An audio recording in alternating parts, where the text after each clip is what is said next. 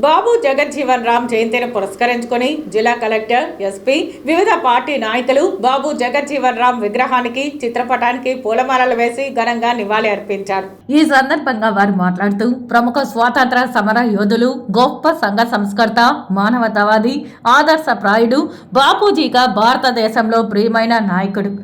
ఏకదాటిగా 30 సంవత్సరాల పాటు భారత ప్రభుత్వ కేబినెట్ మంత్రిగా పనిచేసిన ఘనత, 1971 భారత పాకిస్తాన్ యుద్ధ సమయంలో రక్షణ మంత్రిగా సమర్థవంతంగా పనిచేసిన బాబు జగజ్జీవన్ రావు భారతదేశానికి చేసిన సేవలను కొనియాడారు.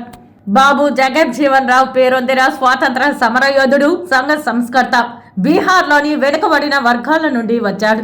భారత పార్లమెంటులో 40 ఏళ్ల పాటు వివిధ మంత్రి పదవులు నిర్వహించడమే కాకుండా భారత ఉప ప్రధానిగా కూడా వ్యవహరించారు.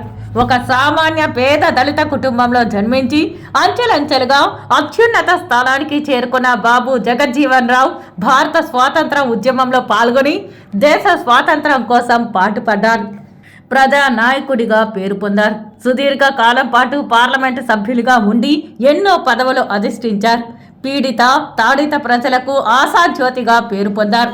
రాజనీతిజ్ఞుడు, పరిపాలనా దక్షుడు, ప్రజల చేత ఆప్యాయంగా బాపూజీ అని పిలుచుకున్న మహావీరుడికి నమస్సుమాంజలి అని జిల్లా ఎస్పీ కృష్ణకాంత్ పటేల్ అన్నారు.